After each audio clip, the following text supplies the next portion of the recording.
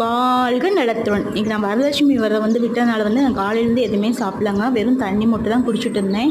So சாமிலாம் நல்லபடியாக முடிச்சிட்டேங்க. Suppose நீங்கள் இந்த தடவை வைக்கணும்னு நினச்சிருப்பீங்க, வைக்க முடியாமல் போயிருக்கும், அதுக்கு எதுக்குமே கவலைப்படாதீங்க. கண்டிப்பாக சாமி உங்களுக்கு பதிவிடுவாங்க.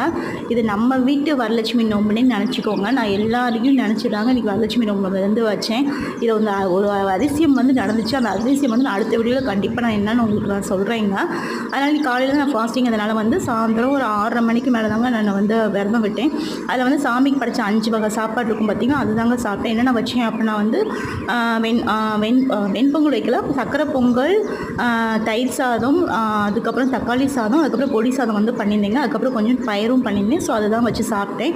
கொஞ்சம் கொஞ்சமாக தான், ஏன்னா இப்போ காலையில் ஃபாஸ்டிங் இருக்கிறனால எதுவும் சாப்பிட முடியல, ரொம்ப சாப்பிட முடியல. ஸோ கொஞ்சம் கொஞ்சமாக எல்லாத்தையும் சாப்பிட்டேங்க. இதான் நான் இன்னைக்கு சாப்பிட்டு. நீங்கள் என்ன சாப்பிட்டீங்க? கண்டிப்பாக கமெண்ட் பாக்ஸில் சொல்லுங்கள். உங்கள் இந்த வீடியோ பிடிச்சி வச்சு லைக், ஷேர், சப்ஸ்கிரைபும் மறக்காமல் பண்ணிடுங்க. வாழ்க வளத்துடன்.